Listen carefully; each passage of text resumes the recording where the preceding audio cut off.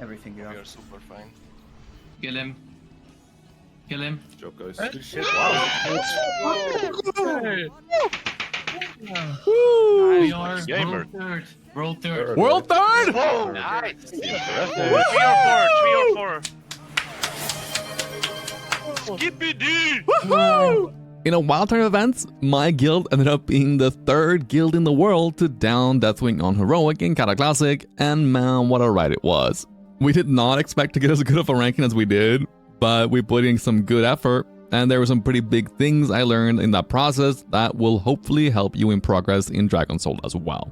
Some of these things might be minor to some, but most of the things on this list took us forever to figure out, while one tip in particular just kind of completely removes any danger from the most difficult part of the entire raid.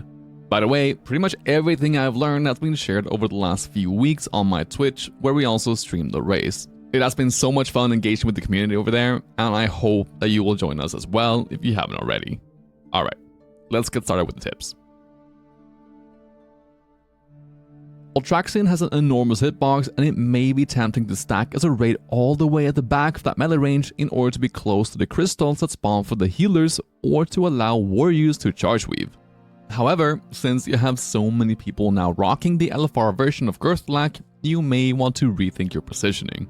When you stay on the way back, your tentacle spawns from the sword will not hit the boss, and granted it's a pretty decent percentage of the raid's damage, you should avoid standing all the way in the back.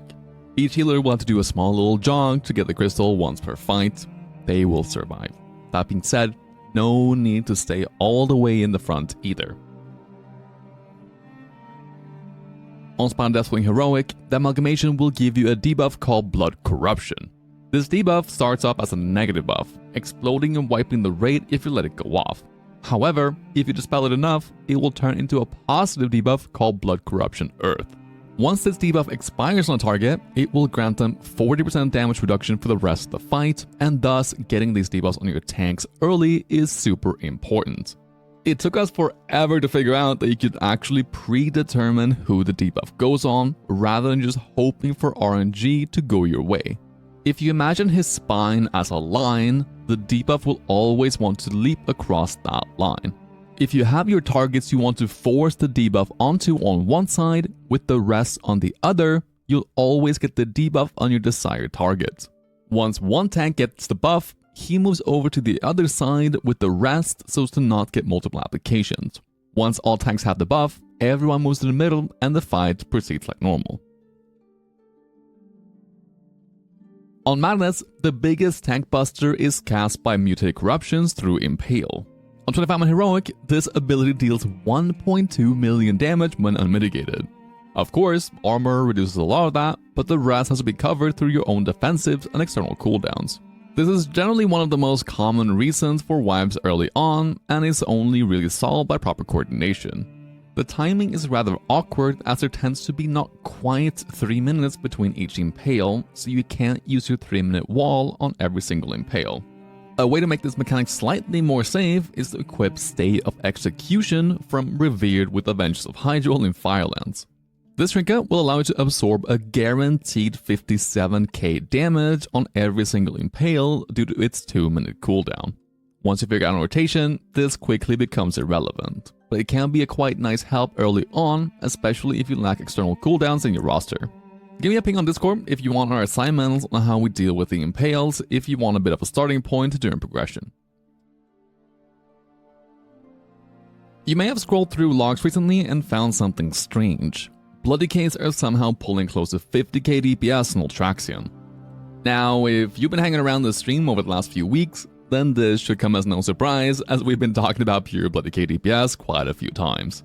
The TLDR is this. Thrall gives all tanks a buff that reduces the cooldown by 50% and increases their duration by 100% to all defensive cooldowns. Do you know what is technically a defensive cooldown? Dancing Rune Weapon. The spell that gives us 50% increased damage. So with a 50% increase in damage, close to full vengeance for the entire fight, and no responsibility to tank, blood decays are doing incredibly big numbers.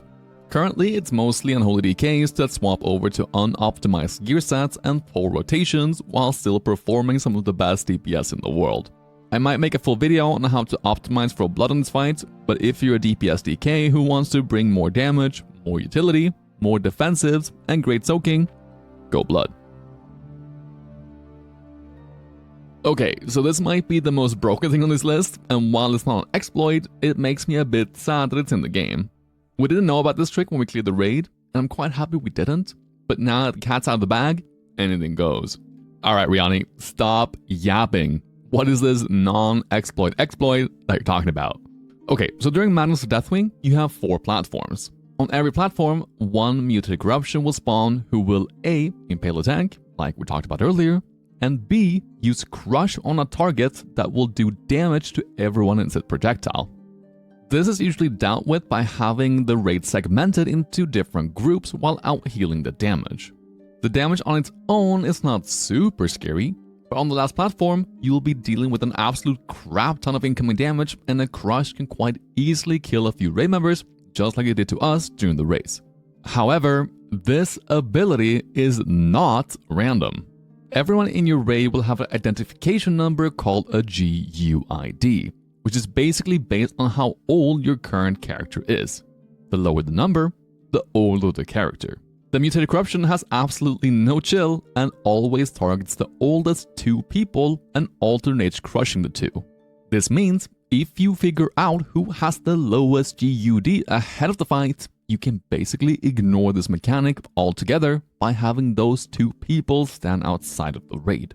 You can either run the following script on every raid member in your group, or simply install a weak aura that will tell you who they are. Both the script and the weak aura are linked in the description if you want to check them out.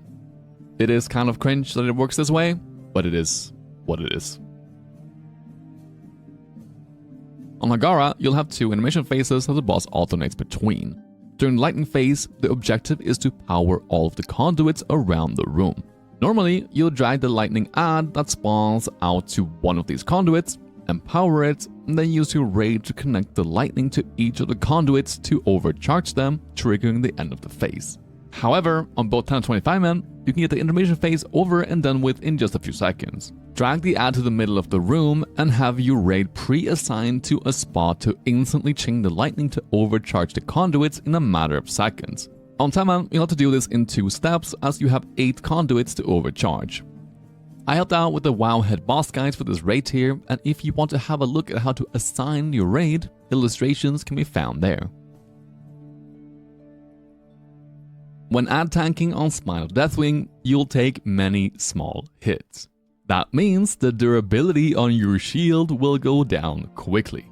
Make it a habit to repair before and in between pulls, otherwise things may go south. Don't ask me how I know that. It's a really good push, so if we don't line it up, it's also not that bad. Rapper, are you blood presence?